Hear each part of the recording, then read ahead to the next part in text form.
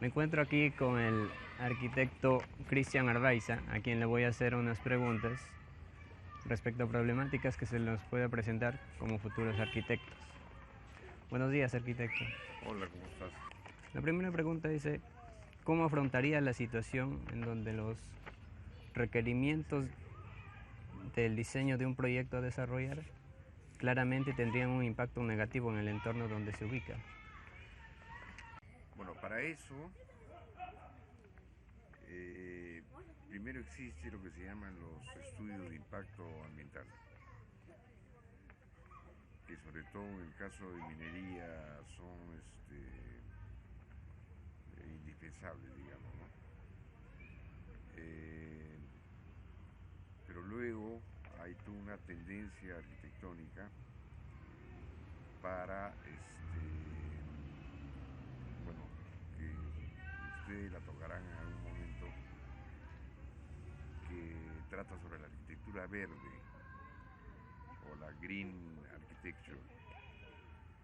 Eh, en el concepto de la arquitectura verde no es poner más árboles en un parque como este o en un edificio, sino tiene que ver con el impacto ambiental, que significa no solamente la presencia o la necesidad de áreas verdes por la captación de carbono, que es el que produce el efecto invernadero y que produce el calentamiento global, sino además tiene que ver con la gestión de residuos, por ejemplo.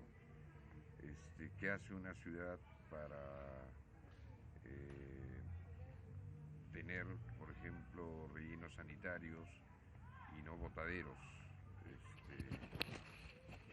ya sea de residuos de una ciudad que son orgánicos y son inorgánicos? O sea, tiene que ver con el tema también del ahorro de energía, y tiene que ver también con el ahorro o reciclamiento del agua, que es un recurso natural que cada vez va a ser más escaso en el mundo, ¿no? Entonces, cuando tú planteas que tiene requerimientos arquitectónicos que pueden afectar a una comunidad, me dices, ¿no? Algo Sí, así, al entorno. o el entorno, es porque no se ha hecho un estudio previo adecuado. Simplemente, si tú haces previamente al diseño un estudio de impacto ambiental que sabes que puede generar, por ejemplo, problemas en la contaminación del agua, o puede generar problemas de polución, o puede generar enfermedades cardiorrespiratorias. Si tú previamente a tu diseño no has identificado todas esas variables, tú estás diseñando mal. O sea, tienes que primero Entonces se debe analizar analizar el y entorno ver en el que estás qué diseñando, materiales son los adecuados. y no solamente lo que te he mencionado, sino efectivamente incluso qué materiales pueden ser los más adecuados para determinado tipo de construcción en determinado lugar, con condiciones atmosféricas y climáticas específicas. Entonces, eso es parte de la metodología de investigación que un arquitecto tendría que hacer en su momento, Claro. ¿no? Antes de sentarse en el tablero o en la computadora para hacer los primeros trazos. Siempre se hace, y es parte de los defectos que incurren los arquitectos, incurrimos los arquitectos, y que lamentablemente se hacen notar una vez que revienta el problema. Cuando ya está hecho. Cuando ya está hecho, ¿no? Y no antes de que se haga. En el caso de en otros países. En el caso, todo el mundo dice la madera se quema. Y no, pues, o sea, en mis clases yo respondo que hay una diferencia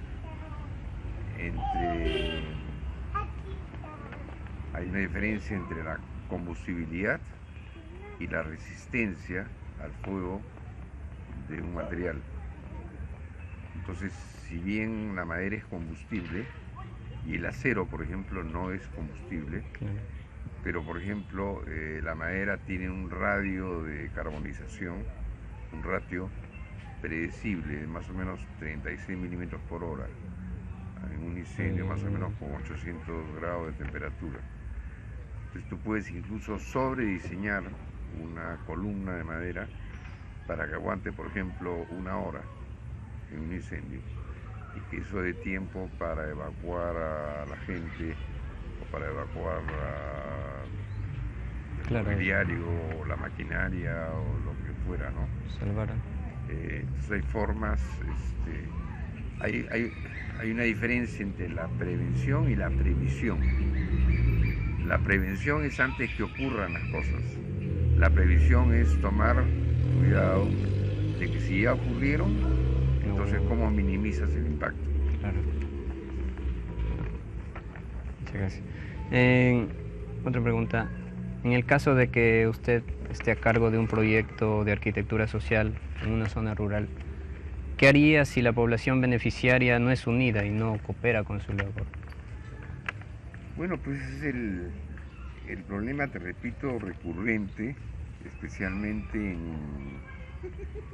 en zonas mineras, ¿no? Claro.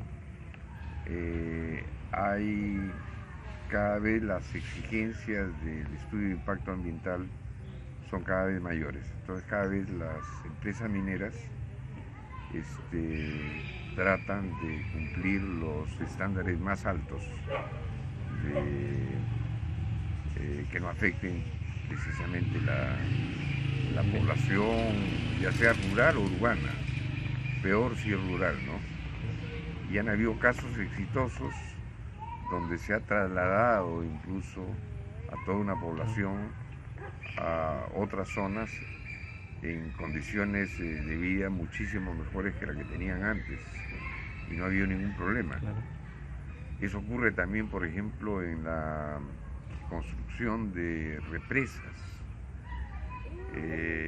Hay casos exitosos en el norte, por ejemplo, la represa de Gallito Ciego, que se inauguró en el año 68, si no me equivoco, para poder hacer la represa, que tiene 15 kilómetros de espejo de agua y más o menos 500 millones de metros cúbicos de capacidad, se sepultaron literalmente 2 pueblos, pequeños, caseríos, digamos, pero se tuvieron que sepultar.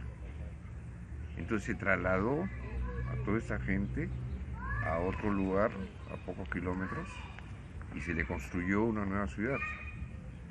Y ahora incluso esa nueva ciudad, que se llama Ciudad de Dios, estoy hablando de la represa de Gallito Ciego, cerca a Pacalmayo, camino a Cajamarca,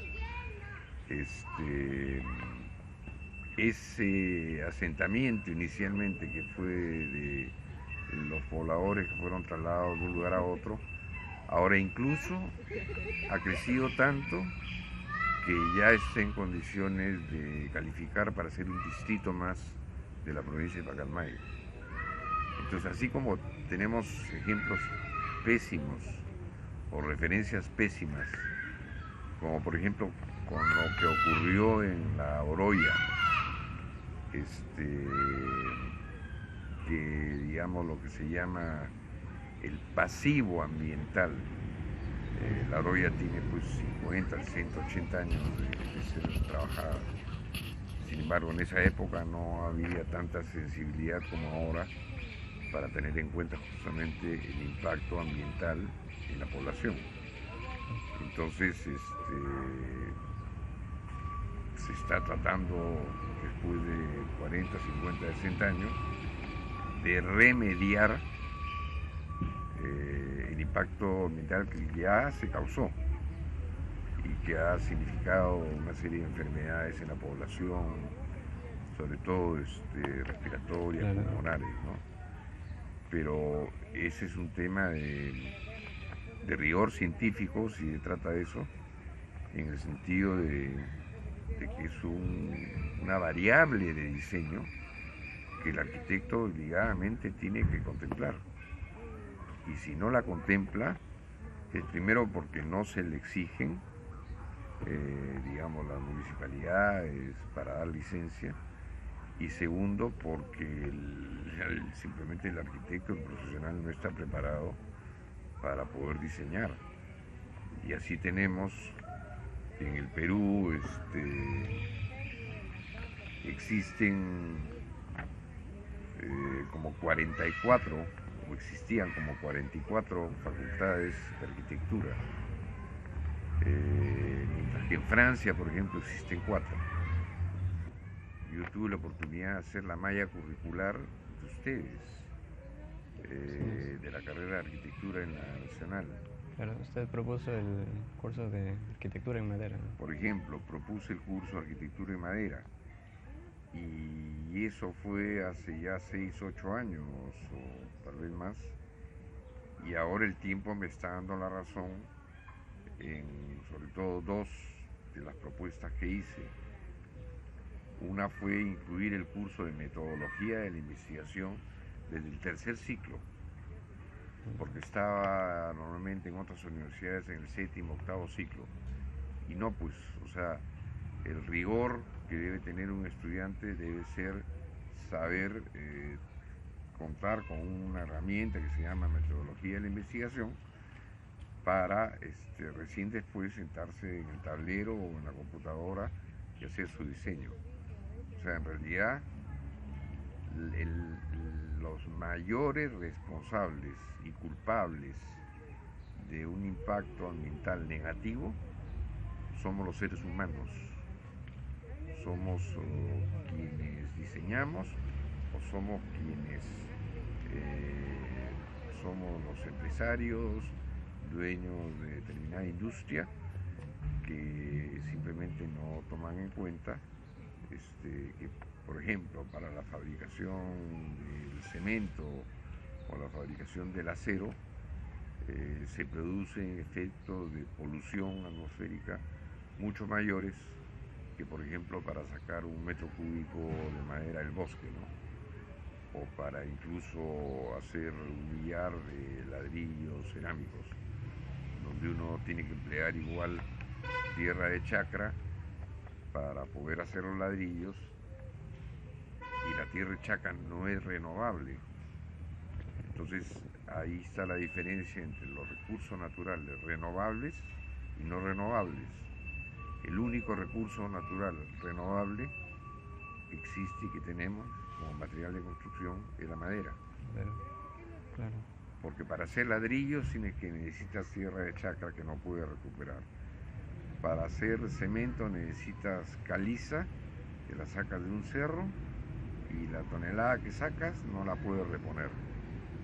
Para hacer acero necesitas el hierro, que lo sacas de otro cerro, y una tonelada que sacas de hierro no lo puedes volver a sembrar, simplemente lo pierdes.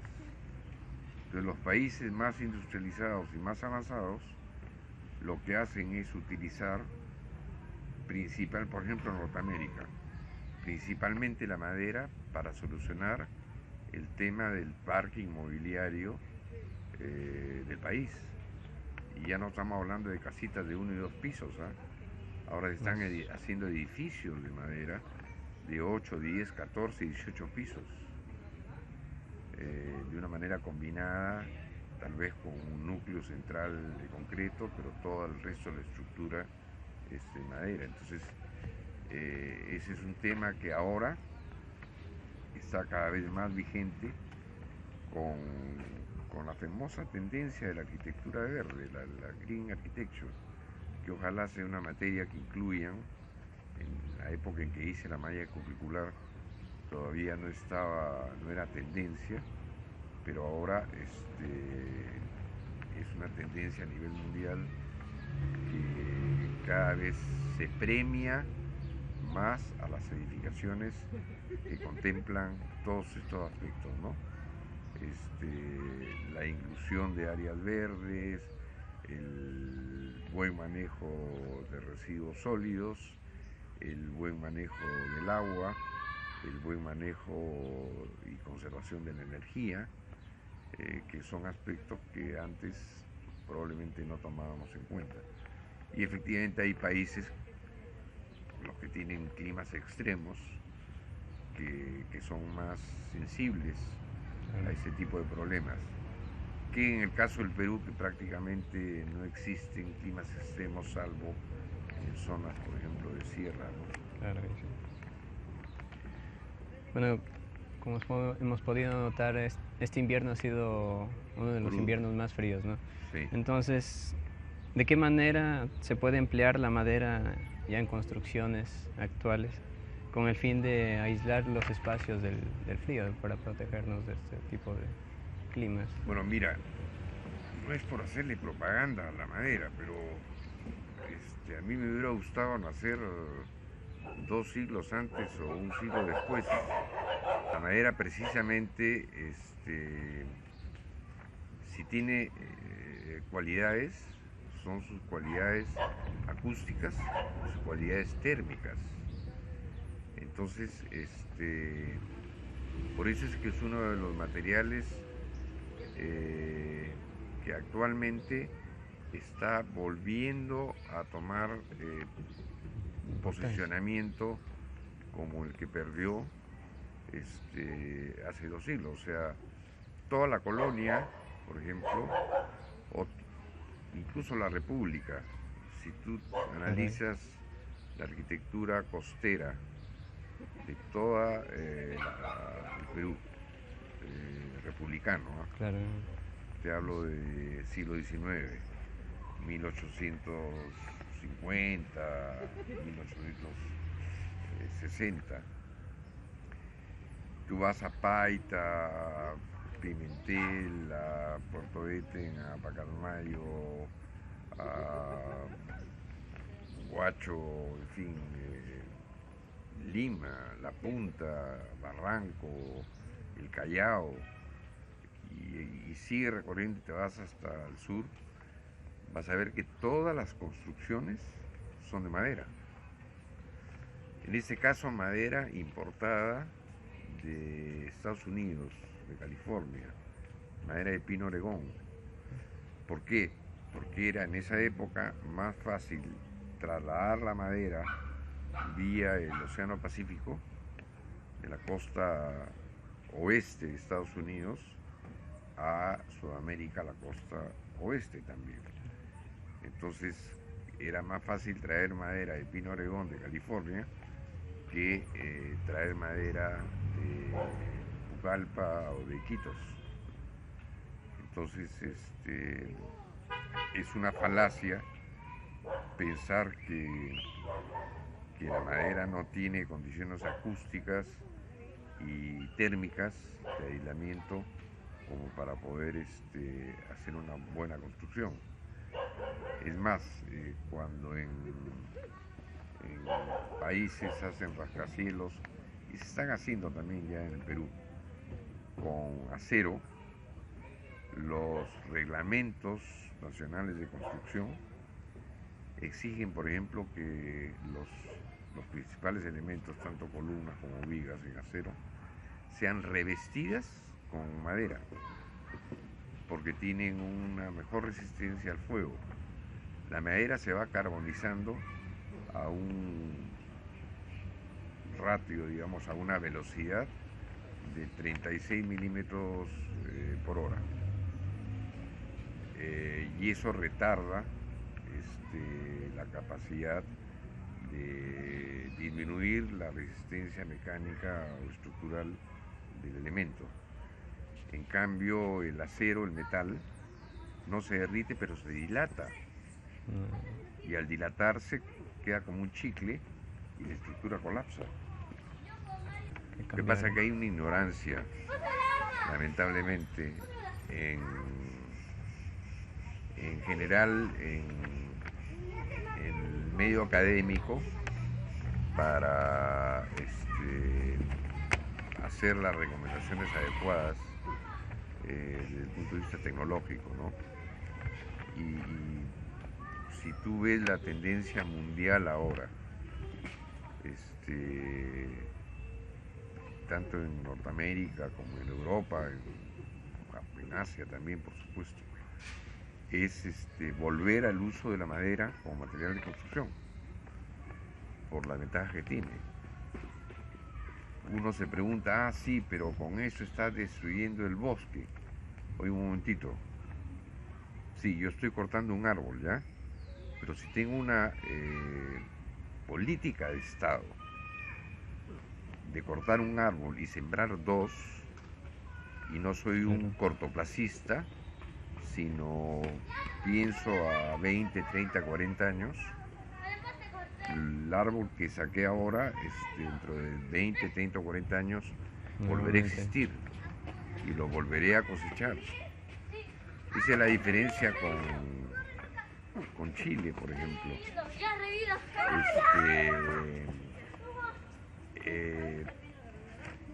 Chile llegó un momento en que sembró como 1,5 millones de hectáreas hace 30 años.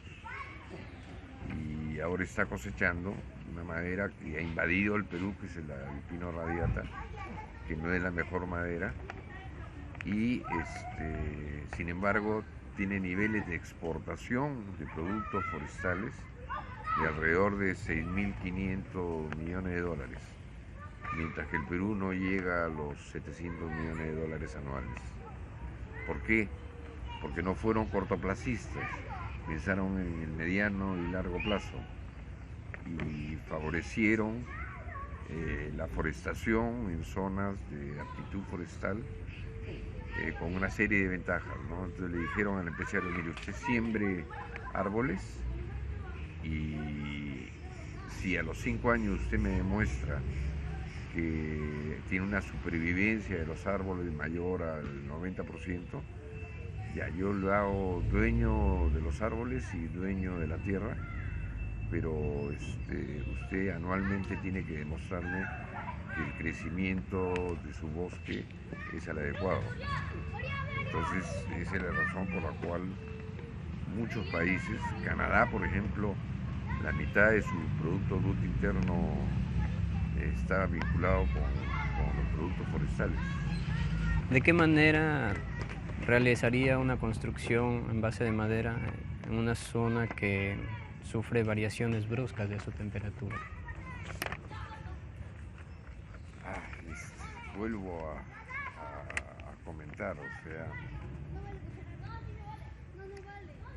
para que la madera, por ejemplo, estamos debajo de una pérgola de madera. Para que la madera sea estable,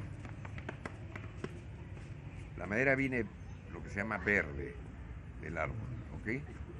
Se cortan las trozas, luego se hacen los cuartones y luego se tablea. Pero la madera tiene contenido de humedad. La madera, digamos, el árbol es como un montón de cañitas, ¿ok? Que se llaman fibras. Esas fibras tienen como cañitas agua libre. Cuando tú pones a secar la madera, ya sea al aire o al horno, lo primero que sale es agua libre, la que está dentro de la cañita, por decirlo así. Y luego tiene que ir secando las paredes celulares de cada una de las cañitas, ¿ok? De cada una de las fibras, que es la que componen el tronco. Entonces, la fórmula es bien simple. Cada ciudad tiene una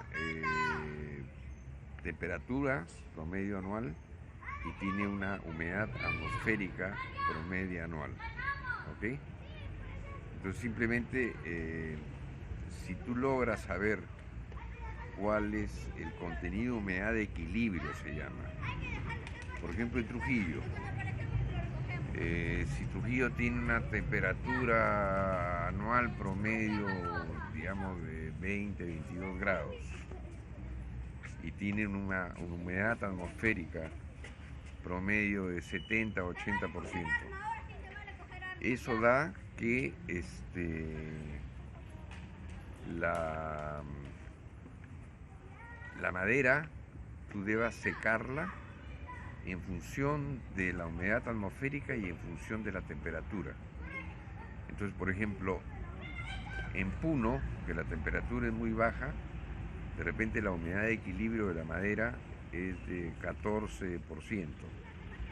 Pero en Trujillo, donde la temperatura y la humedad es distinta, de repente es del 16 o 18%.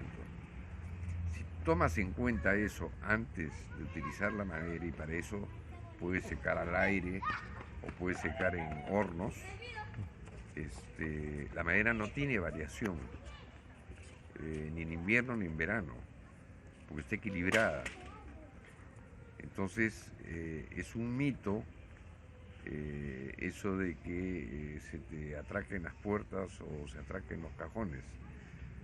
Simplemente se atracan los cajones o las puertas porque la madera, por ser un material orgánico, vivo, no como el cemento, el acero o el ladrillo, la madera es un material, aun cuando es cortado, es un material vivo. Entonces absorbe humedad. Si es que no está en el contenido de humedad de equilibrio, y está por debajo, absorbe. Y si está por encima, bota humedad. Entonces es un proceso permanente, pero si tú antes de utilizar la madera contemplas, como te digo, tanto la humedad atmosférica como la temperatura y secas la madera y la pones en lo que se llama en un contenido de humedad de equilibrio, no tiene por qué tener variaciones dimensionales, que además son distintas por las características de la madera,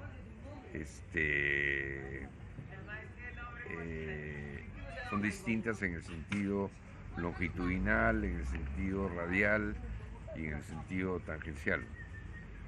Pero en fin, eso es entrar en detalle que no tiene sentido, ¿no? Pero es un tema de conocimiento o de desconocimiento del material, de la madera en ese caso.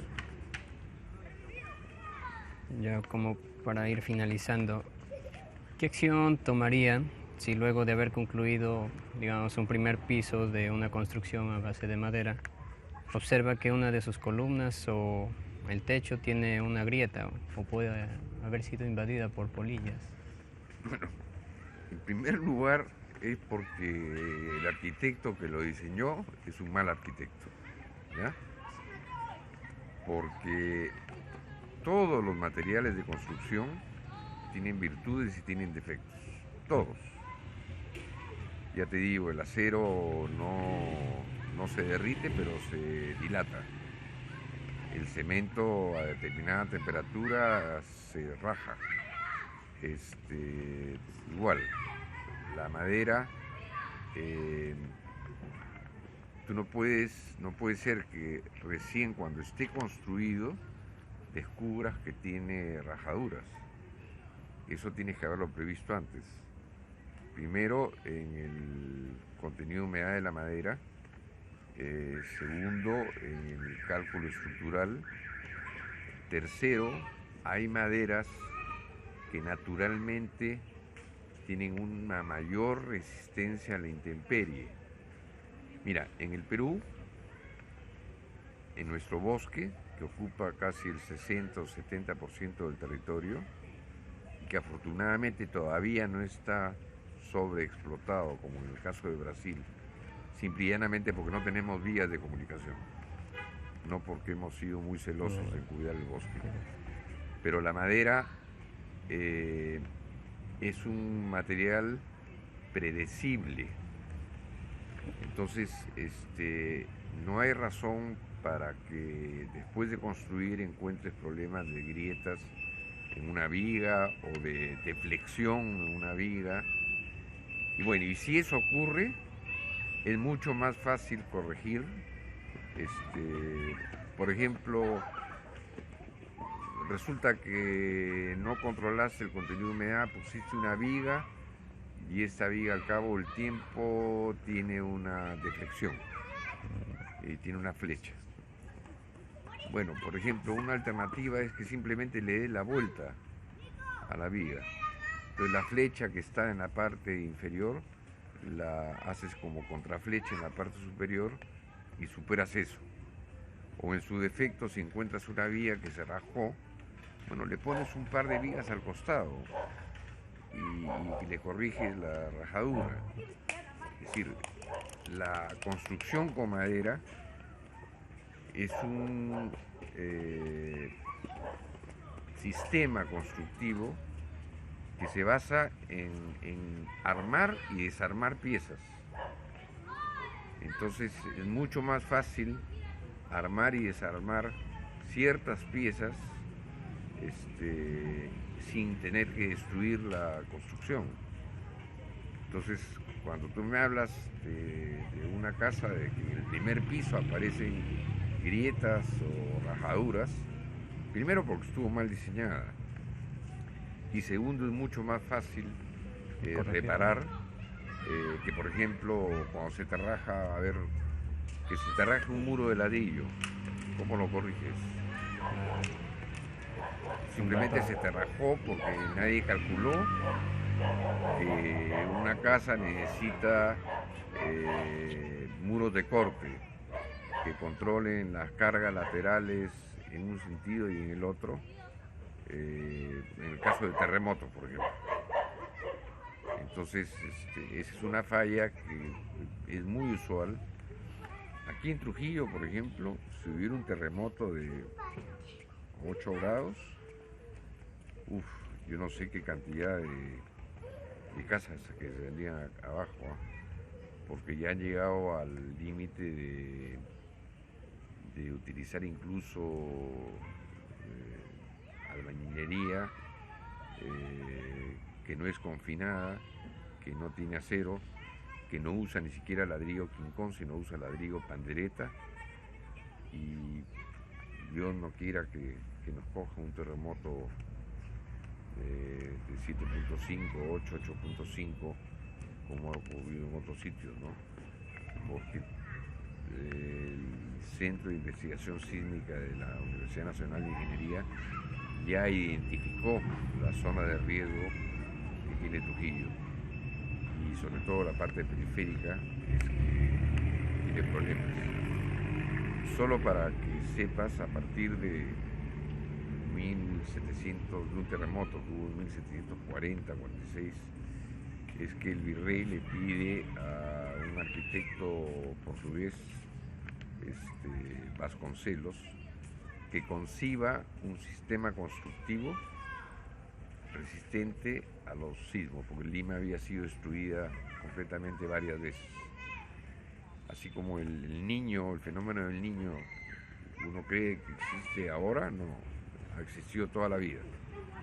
Y por eso es que se destruyó, por ejemplo, Osaña, que iba a ser la capital del Perú, y se destruyó por una inundación que destruyó toda la ciudad.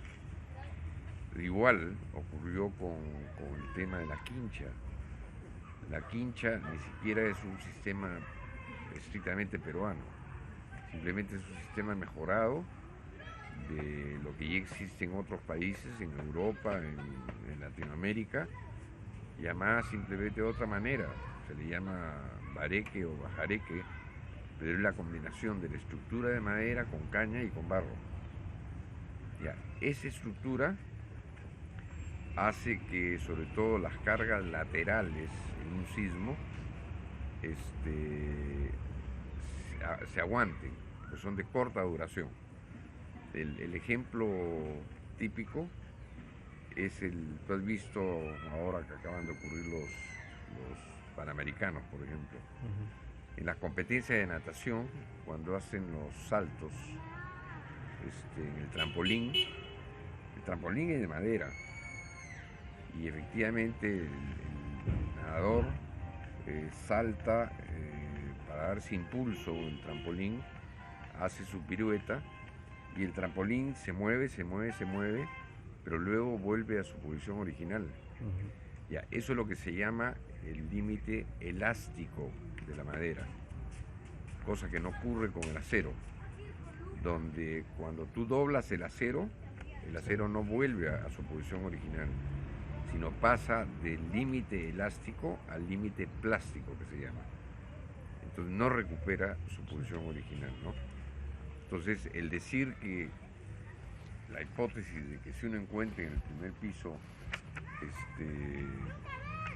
elementos que puedan estar rajados o doblados, primero es porque se diseñó mal, y segundo, te diría que es mucho más fácil reparar una estructura de madera que una estructura rajada de concreto.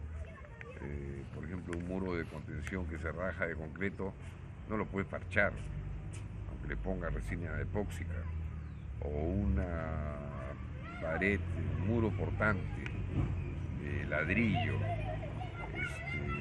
que después de un movimiento sísmico se raja, no lo puedes tampoco reparar con chicle. O sea, como la construcción con madera es la unión, o sea, de partes y piezas, tú puedes reemplazar las partes y piezas que estén dañadas, sin necesidad de reemplazar toda la construcción. Entonces, la madera actualmente debería ser una alternativa como material de construcción que debería ser Completamente. utilizado. Completamente, y no solamente por los efectos directos que tiene.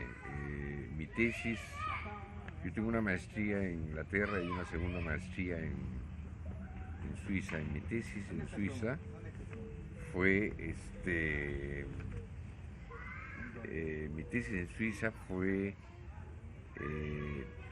establecer cuáles son las variables directas e indirectas que tiene cada uno de los materiales de construcción. Entonces se estudió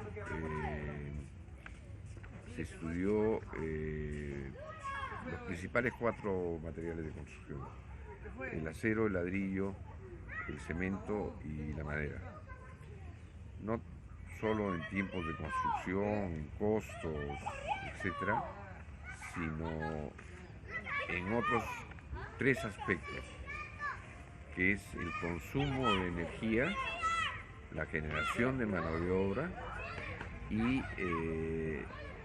los requerimientos de bienes de capital.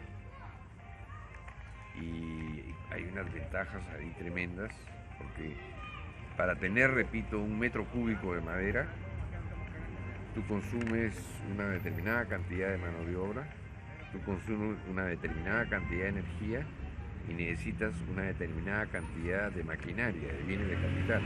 ¿Okay? Ya. Esa investigación se hizo con los materiales tradicionales en contra de la madera.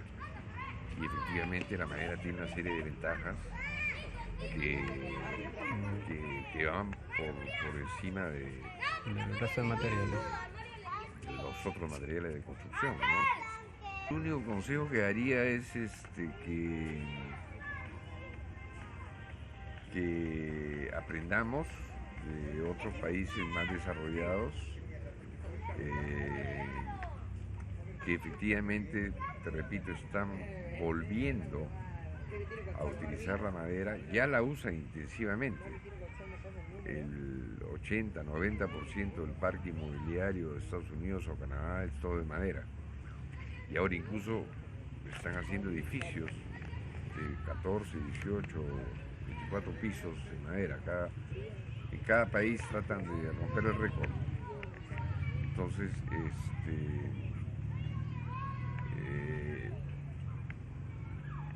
pues yo no sé si es un favor que pedimos a la academia, pero tiene que volver a respetar a la madera como un material de construcción. Está pésimamente dicho que se les llame al cemento, al acero, al ladrillo, materiales nobles de construcción.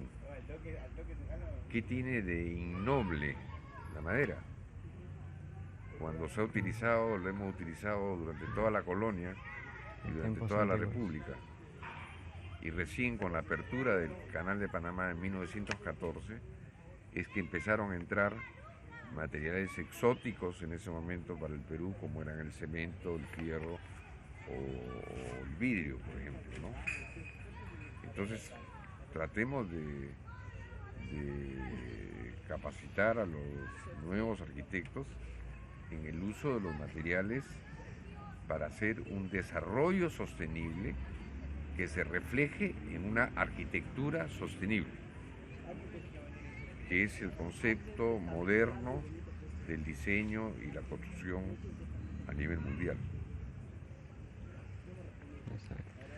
Bueno, arquitecto, muchas gracias por su tiempo y gracias por haber respondido a estas preguntas. Muchas gracias, entonces. Ok, de nada, pues ya nos vemos. Hasta luego.